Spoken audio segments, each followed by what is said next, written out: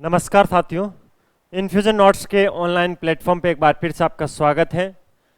Daily current affair के session में आज अपन 3 अप्रैल 2025 का इंडिया का जो भी मोस्ट इम्पोर्टेंट करंट अफेयर है उसको डिटेल एनालिसिस स्टैटिक्स जीके के साथ कवर करने वाले हैं। आप किसी भी गवर्नमेंट एग्ज़ाम की तैयारी कर रहे हो, प्रत्येक एग्ज़ाम की दृष्टि से ये क्लास बहुत ही इंपॉर्टेंट है, क्योंकि इस क्लास के अंदर अपन करंट अफेयर के प्रत्येक क्वेश्चन को डिटेल एनालिसिस के साथ देखेंगे, या आपको मैं यूं कहूं अपन करंट अफेयर के 360 डिग्री व्यू को कवर करने वाले हैं। आप किसी भी गवर्नमेंट एग्जाम की तैयारी कर रहे हो, प्रत्येक एग्जाम की दृष्टि से क्लास बहुत ही इंपॉर्टेंट है। आप चाहे यूपीएससी सीएससी का एग्जाम दे देना, स्टेट पीसीएस का एग्जाम दे देना, रेलवे, बैंक, पटवार, ग्राम सेवक, कोई सा भी गवर्नमेंट एग्जाम दे देना, प्रत्येक एग्जाम आप ये चीज़ देखोगे, इस क्लास में से बाहर सिंगल क्वेश्चन नहीं जा रहा है करंट अफेयर के अंदर। ठीक है, क्योंकि एक तो डेली की डेली क्लास हो रही है, दूसरी चीज़ ऐसे नहीं है कि जल्दबाजी में सीधे आपको पढ़ा दिया और निकल गए, प्रत्येक टॉपिक को डिटेल में पढ़ाया जा रहा है। इसीलिए मैं आपको इतना विश्वास के साथ कह रहा हूँ कि प्रत्येक क्वेश्चन इसी में से आएगा। अभी आपको पता होना चाहिए, राजस्थान में स्टेट पीसीएस का एग्जाम हुआ था, उसमें भी लगभग सारे क्वेश्चन अपने इस करंट अफेयर की क्लास में से आए थे। इतना टफ पेपर आते हुए थी, लगभग नहीं 100% क्वेश्चन आए थे, आगे भी आएंगे। आपको एक चीज़ का ध्यान रखना है, इस क्लास की पीडीएफ को आपको जरूर लेना है। क्यों लेना है पीडीएफ को सर? पीडीएफ के अंदर प्रत्येक क्वेश्चन के नीचे जो भी मैं डिटेल एनालिसिस आपको करवाऊंगा वो सिस्टमेटिक तरीके से लिखा हुआ मिल जाएगा। जो बच्चे एप्लीकेशन पे, और ज़्यादातर 99% जो बच्चे वो एप्लीकेशन पे ही देख रहे हैं, क्योंकि उन्होंने अपने इन्फ्यूजन नोट्स के नोट्स परचेज कर रखे हैं और उनके साथ में एप्लीकेशन का एक्सेस अभी ऑफर में फ्री में मिल रहा है, तो एप्लीकेशन पे ज़्यादातर बच्चे इनको देख रहे हैं, इन क्लासेज को देख रहे हैं, करंट अफेयर वाली क्लासेज को। अब जो बच्चे यूट्यूब पर देख रहे हैं उनके लिए भी बिल्कुल पीडीएफ फ्री ऑफ कॉस्ट है। जो ये करंट अफेयर की पीडीएफ है बिल्कुल फ्री में मिलेगी, आपको उसका कोई पैसा नहीं देना है, लेकिन वो आपको तरीका पता होना चाहिए कि मैं फ्री में पीडीएफ कैसे प्राप्त कर सकता हूँ। वो इस क्लास के एंड में मैं आपको बता दूंगा। चलिए पहले आज की क्लास को शुरू कर लेते हैं, पढ़ना शुरू करते हैं। पहला क्वेश्चन क्या है? स्पेसएक्स ने फ्रेम 2 मिशन को किसके नेतृत्व में लॉन्च किया है? सबसे इंपॉर्टेंट चीज ये है, आपको ये भी ध्यान रखना है, फ्रेम 2 मिशन किसने लॉन्च किया है? नासा ने किया है, इसरो ने किया है, स्पेसएक्स ने किया है। किसने किया है? तो स्पेसएक्स ने किया है, ये आपको ध्यान रखना है। स्पेसएक्स ने फ्रेम 2 मिशन को लॉन्च किया है। अब क्वेश्चन थोड़ा एक कदम आगे है। क्वेश्चन क्या है कि जो स्पेसएक्स ने फ्रेम 2 मिशन को लॉन्च किया है उसका नेतृत्व कौन कर रहे हैं? तो चुन वांग कर रहे हैं। ऑप्शन नंबर 2 इस क्वेश्चन के परिप्रेक्ष्य में राइट ऑप्शन है। चुंग वांग को आप जानते होंगे शायद, जो ट्रेडिंग वगैरह करते हैं वो जानते हैं, क्रिप्टो के बहुत बड़े उद्यमी हैं, क्रिप्टो के व्यापारी है चुन वांग। उनके नेतृत्व में 4 निजी अंतरिक्ष यात्रियों के साथ फ्रेम 2 मिशन को लॉन्च किया गया है। ठीक है, और इसको अग्रणीय ध्रुवीय कक्षा प्रक्षेपण पथ पर लॉन्च किया गया है। चालक दल जो होगा वो मानव शरीर पर अंतरिक्ष उड़ान और सूक्ष्म गुरुत्वाकर्षण के प्रभावों पर 22 प्रकार के टोटल रिसर्च करेगा, शोध प्रयोग करने के लिए ये एक मिशन है। ठीक है, और ये एक मुफ्त उड़ान मिशन है। ये मिशन स्पेसएक्स की 6ठी निजी अंतरिक्ष यात्री उड़ान है। इससे पहले 5 बार स्पेसएक्स से वो निजी यात्रियों को उड़ा चुका है और ये 6वीं बार अंतरिक्ष में भेजा है।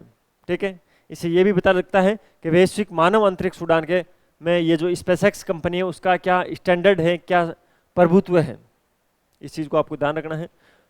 फ्रेम 2 मिशन का नाम है, इसमें 4 यात्री टोटल जाएंगे। ये यात्री जाएंगे तो क्यों भेजता है स्पेसएक्स ने इन 4 व्यक्तियों को फ्रेम 2 मिशन के अंदर क्यों भेजा है? चुन वांग जो कि इतने बड़े क्रिप्टो के उद्यमी है, इतने पैसे वाला आदमी, इनको क्यों भेजा है? तो ये अगर मानव शरीर अंतरिक्ष के अंदर उड़ान भरता है, सूक्ष्म गुरुत्वाकर्षण की स्थितियां पैदा होती हैं, तो उस पर टोटल 22 प्रकार के शोध किए जाएंगे। कितने? 22 प्रकार के टेस्ट किए जाएंगे, ये चीज़ आपको ध्यान रखना है। और फ्रेम 2 मिशन है उसको स्पेसएक्स ने लॉन्च किया है, इसको लॉन्च कर दिया गया है, ये चीज़ आपको विशेष ध्यान रखनी है।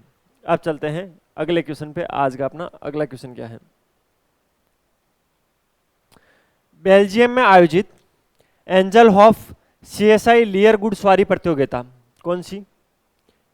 एंजल हॉफ सीएसआई लियर घुड़सवारी प्रतियोगिता। अब आपसे ये भी पूछा जा सकता है एग्जाम में कि जो एंजल हॉफ सीएसआई लियर घुड़सवारी प्रतियोगिता है वो कहाँ पर आयोजित हुई? तो आपको ध्यान रखना है, इस प्रतियोगिता का आयोजन बेल्जियम के अंदर हुआ था। कहाँ हुआ था? बेल्जियम के अंदर। इस प्रतियोगिता में फर्स्ट रैंक यानी गोल्ड मेडल किसने जीता था? प्रथम स्थान किसने हासिल किया था? तो वो क्या था? निहारिका सिंघानिया ने। ऑप्शन नंबर 1 इस क्वेश्चन के परिप्रेक्ष्य में राइट ऑप्शन है, आपको ध्यान रखना है। ठीक है। बहुत ही शानदार इनकी कौशल है, बहुत अच्छी ट्रेनिंग इन्होंने ले रखी है, ठीक है। और इस खेल के प्रति इनका समर्पण भी अद्भुत है, जिसके चलते युवा भारतीय घुड़सवारी की खिलाड़ी निहारिका सिंघानिया ने बेल्जियम में जो आयोजित हुई थी एल्जेनहॉफ CSI लियर घुड़सवारी प्रतियोगिता, उसके अंदर प्रथम स्थान हासिल किया है। प्रथम स्थान अगर किसी भी प्रतियोगिता में हासिल होला तो उसको अगर मेडल की दृष्टि से देखें तो कौन सा मेडल दिया जाता है? गोल्ड मेडल दिया जाता है। तो इन्होंने क्या जीता है? गोल्ड मेडल जीता है, ठीक है। ये जिस घोड़े पे सवार थी उसका नाम क्या था? हॉटेस चार्बोनियर। हॉटेस चार्बोनियर की मदद से इन्होंने उस पर सवार होकर 2 चरणों का जो विशेष कार्यक्रम हुआ था, उसके अंदर एक में तो 40.72 अंक हासिल किए थे, दूसरे में 40.34 पेनल्टी पॉइंट बोलते हैं इनको, ये हासिल किए थे। उसके साथ में इस इवेंट में गोल्ड मेडल जीता था। तो निहारिका सिंघानिया का नाम आपको याद रखना है, हॉटेस चार्बोनियर का नाम याद रखना है। बेल्जियम के अंदर ये प्रतियोगिता हुई थी और प्रतियोगिता का नाम याद रखना है एल्जेनहॉफ CSI लियर घुड़सवारी प्रतियोगिता। अब मुझे बताओ, इससे बाहर एग्जामिनर आपसे क्या पूछेगा? ये सारा फैक्ट आपको वो एक एक दिमाग में आपके फिट होना चाहिए कि हाँ सर ने ये बताया था, इसके अंदर ये होता है, इसके अंदर ये होता है, तभी आप अच्छे से करंट अफेयर के क्वेश्चन सही कर पाओगे। देखिए, करंट अफेयर एक ऐसा सब्जेक्ट होता है, इसमें अगर कोई बच्चा क्वेश्चन सही करके आता है ना तो उसके सिलेक्शन की संभावना ज़्यादा हो जाती है, ठीक है। सिलेक्शन की संभावना सर करंट अफेयर को पढ़ने से ज़्यादा क्यों होती है? उसका भी एक विशेष रीज़न है। करंट अफेयर के जो क्वेश्चन आते हैं वो थोड़े टफ आते हैं, इतने ईजी नहीं आते हैं। जितने बाकी सब्जेक्ट के क्वेश्चन आते हैं उतने ईजी नहीं आते हैं, थोड़े करंट अफेयर के क्वेश्चन है वो टफ आते हैं। लेवल उनका मैं बोलता हूँ सेम रहता है, लेकिन क्या है कि बाकी जो सब्जेक्ट है ना उसको अपन बार बार पढ़ते रहते हैं। कैसे? आज अगर आप किसी एक्स एग्जाम की तैयारी कर रहे हो, 101% है, 1% बच्चों का सिलेक्शन होता है, 99% बच्चों का नहीं होगा। वो दूसरे एग्जाम की तैयारी करोगे तो पहले जो पढ़ रखा है वो तो आपने पढ़ ही रखा है ना, अब आप उसके साथ में नया पढ़ रहे हो, तो उस सब्जेक्ट को आपने 2 बार पढ़ा, उसका रिविजन किया, इसके लिए वो आपको थोड़ा ईजी लग रहा है। करंट अफेयर में क्या होता है? करंट अफेयर हर 6 महीने बाद चेंज होता रहता है, यानी हर डे करंट अफेयर चेंज होता जाता है। तो उसको अपन एक बार पढ़ते हैं, इतना सीरियस लेते नहीं है, वहाँ से अच्छे खासे क्वेश्चन आते हैं, फिर गलत करके आते हैं, सिलेक्शन होता नहीं है। इसीलिए डेली करंट अफेयर पढ़ना है, डेली करंट अफेयर की PDF को अच्छे से पढ़ लेना है। अगला क्वेश्चन, हाल ही में आंध्र प्रदेश के मुख्यमंत्री ने किस पहल का शुभारंभ किया है जिसका उद्देश्य राज्य में गरीबी को समाप्त करना है? अभी हाल ही में क्या, कल ही आंध्र प्रदेश के मुख्यमंत्री जी ने आंध्र प्रदेश के अंदर गरीबी को समाप्त करने के लिए शून्य गरीबी P4 लॉन्च की है। ये एक योजना है, शून्य गरीबी P4, आपको ध्यान रखना है। ये क्वेश्चन मुझे जहाँ तक लगता है इस फॉर्मेट में पूछा जा सकता है, शून्य गरीबी P4 जो मिशन है वो किस राज्य में संचालित हो रहा है? तो आपको ध्यान रखना है आंध्र प्रदेश के अंदर संचालित हो रहा है शून्य गरीबी P4, ठीक है। अभी जो आंध्र प्रदेश राज्य है उसके अंदर एक स्वर्ण आंध्र 2047 विजन चल रहा है। विजन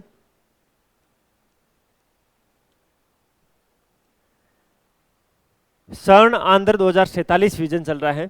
इसके तहत ही जीरो पॉवर्टी P4 पहल की शुरुआत की गई है, जिसका उद्देश्य क्या है?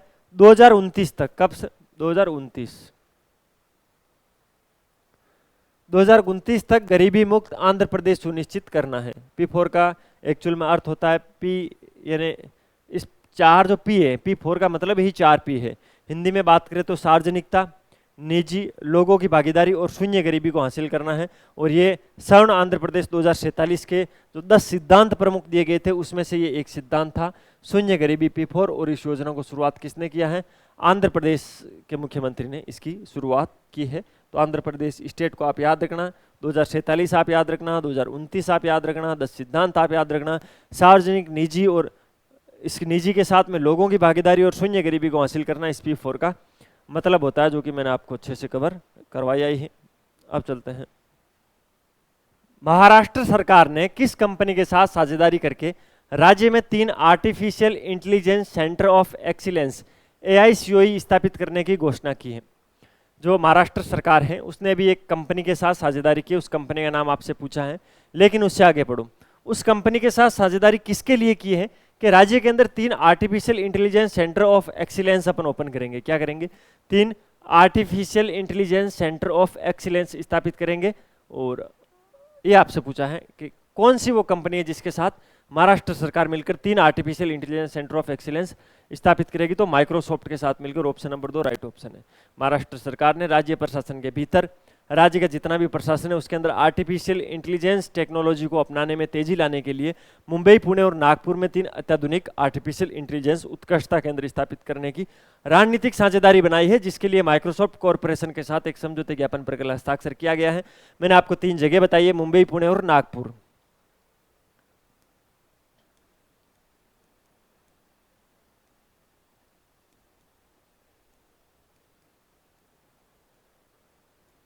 मुंबई, पुणे और नागपुर। क्या इन 3 जगहों पर क्या ओपन किया जाएगा?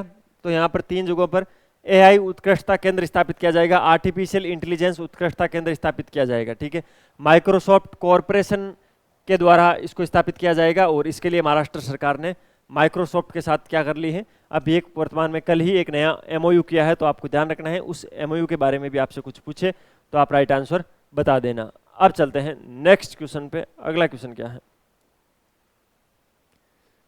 निखिल सिंघल, किनको? निखिल सिंघल जी को किस राज्य सरकार के द्वारा अनमोल रत्न पुरस्कार से सम्मानित किया गया? अभी एक निखिल सिंघल नाम से व्यक्ति, उनको अनमोल रत्न पुरस्कार दिया गया, लेकिन किस राज्य सरकार ने यह पुरस्कार दिया है, आपसे ये पूछा है। क्वेश्चन की फ्रेमिंग बहुत ही शानदार की गई है, मैं बोलूंगा बहुत ही अच्छी तरीके से इसको प्रेजेंट किया गया है। वैसे इस क्वेश्चन को इजी तरीके से पूछना हो तो ऐसे भी पूछा जा सकता है कि उत्तर प्रदेश अनमोल रत्न पुरस्कार से किसे सम्मानित किया गया, आप बता दोगे निखिल सिंघल। लेकिन आपसे क्या कि सारी जानकारी दे दी, एक सिंगल वर्ड पूछा, राज्य का नाम पूछा। ये क्वेश्चन करने के लिए आपको गहन अध्ययन की जरूरत है करंट अफेयर के। भाई निखिल सिंघल है, उनको अनमोल रत्न पुरस्कार दिया, हमें भी बताया, लेकिन किस राज्य सरकार ने दिया, आपसे ये पूछा है। उत्तर प्रदेश ऑप्शन नंबर 2 इस क्वेश्चन के परिप्रेक्ष्य में राइट ऑप्शन है। अब डिटेल एनालिसिस की श्रेणी में देखते हैं भाई क्या क्या पढ़ेंगे इसके बारे में। निखिल सिंघल है कौन? विगोर मीडिया वर्ल्ड वाइड के संस्थापक हैं, कंपनी है विगोर मीडिया। कौन सी? विगोर मीडिया बोल रहा हूं मैं।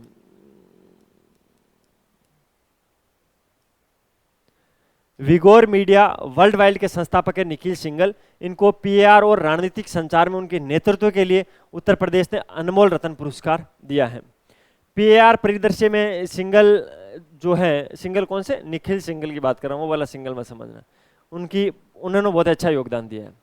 ताज लखनऊ में भी श्री अखिलेश यादव के द्वारा इनको ये पुरस्कार प्रदान किया गया था, अभी हाल ही में काफ़ी फोटोज वायरल हुई थी इनकी।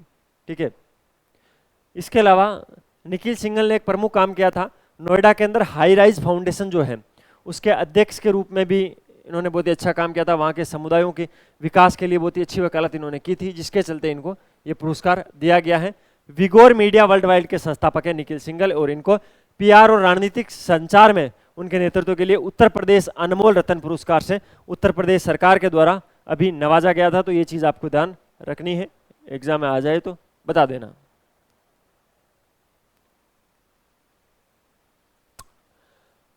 भारत का पहला अंतर्राष्ट्रीय बार और पेय व्यापार शो कहां आयोजित किया गया? बार और पेय व्यापार शो का मतलब आप समझते हो? बार लिटिल लिटिल है और बार टेंडर क्या होता है आप जानते हो ना? जो आप कभी बार में जाते हो वहाँ बैठते हो, मैं तो जाता नहीं, हालांकि कभी आप गए होंगे तो वहाँ जो लाके जो सर्व करने वाला होता है उसको बार टेंडर बोलते हैं। ठीक है, तो अंतर्राष्ट्रीय बार और पेय व्यापार शो है वो कहाँ पर आयोजित किया गया? गुरुग्राम के अंदर। ऑप्शन नंबर 4 राइट ऑप्शन है। इंपॉर्टेंट क्वेश्चन है, भारत का पहला अंतर्राष्ट्रीय बार और पेय व्यापार शो है। ठीक है, और ये कहाँ पर? गुरुग्राम में। IBS 2025 है, 26 से लेकर 27 अप्रैल, 2 दिन चलेगा, 26 और 27।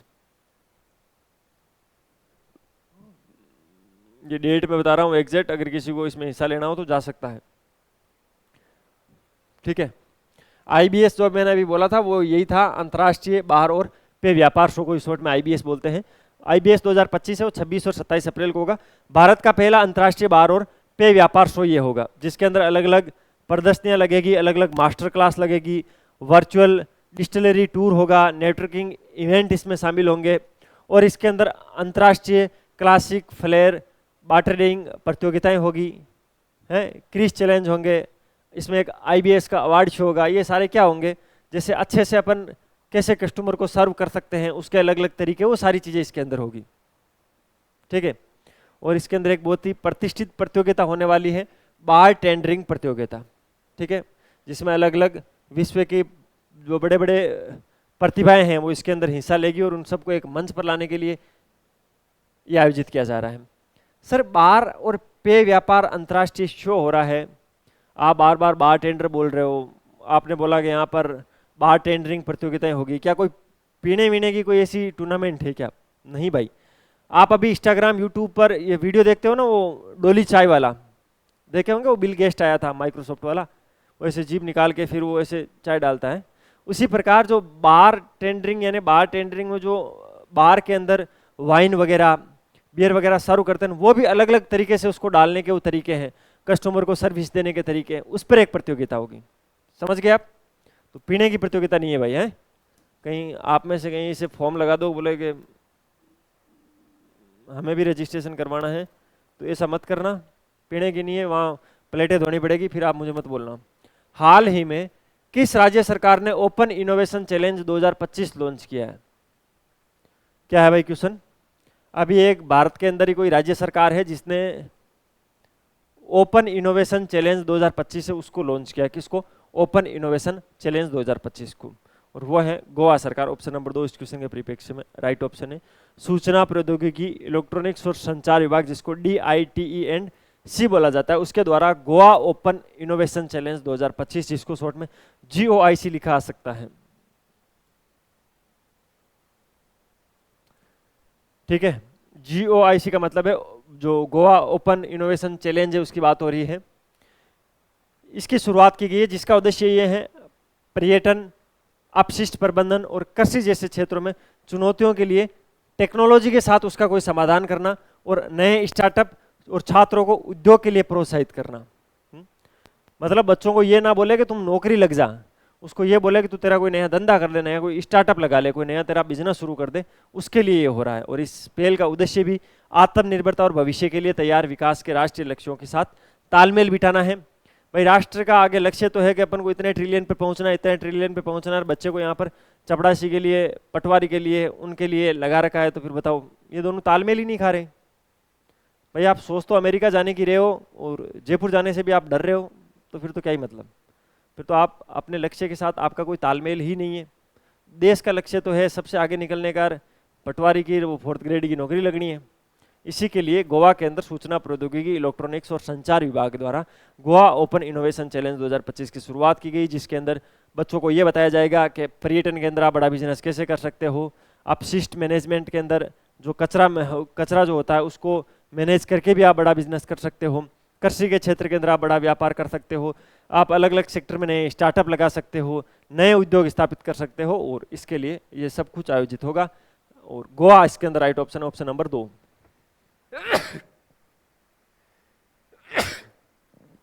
सॉरी भाई, आजकल तो डेली की डेली छींक आती है क्लास में, पता नहीं कौन गालियां दे रहा है आप में से। अगला क्वेश्चन, वैश्विक एस्बेस्टस जागरूकता सप्ताह कब बनाया जाता है? एक नया ही सप्ताह मैंने आपको बताया, वैश्विक एस्बेस्टस। एस्बेस्टस क्या होता है? खनिज पढ़े जियोग्राफी में, तो वहां पर आपने एस्बेस्टस खनिज भी पढ़ा होगा। वैश्विक एस्बेस्टस जागरूकता सप्ताह है वो प्रतिवर्ष अप्रैल के पहले सप्ताह में मनाया जाता है। कब? अप्रैल का पहला सप्ताह अभी चल रहा है ना, तो अभी वैश्विक एस्बेस्टस अपन जागरूकता सप्ताह मना रहे हैं। एस्बेस्टस जो है ना वो 6 प्राकृतिक रूप में पाया जाता है। सबसे इंपॉर्टेंट चीज तो ये है,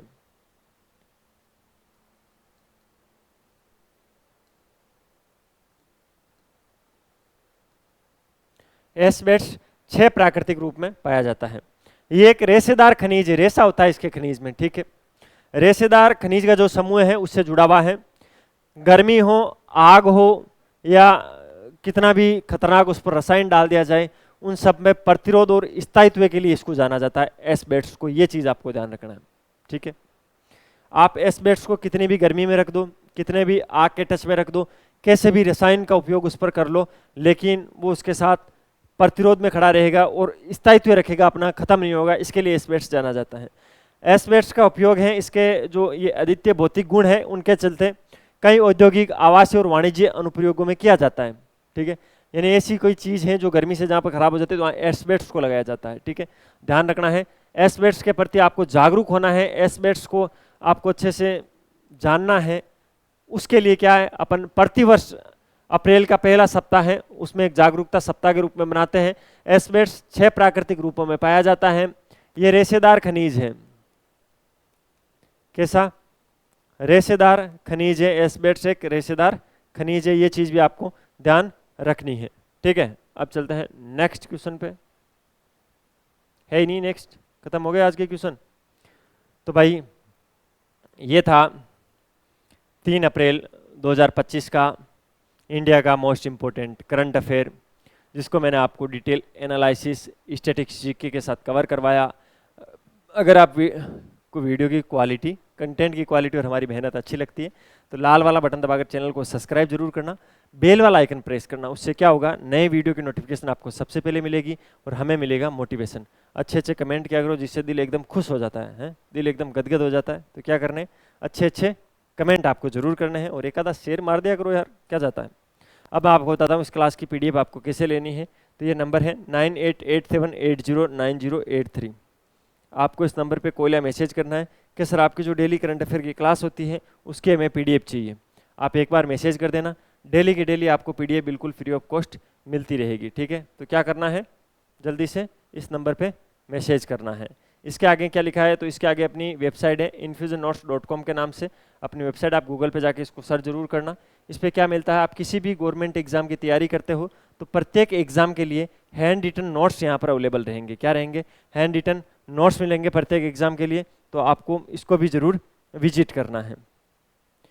नोट्स आप अपने घर पे ऑर्डर कर सकते हो, बुकलेट की फॉर्मेट में आपके घर पे नोट्स डिलीवर होंगे, बहुत ही शानदार नोट्स रहेंगे। इसके अलावा ये अपना इंस्टाग्राम हैंडल है infusion/notes के नाम से, इसको फॉलो कर लोगे तो क्या होगा, उसको फॉलो करने से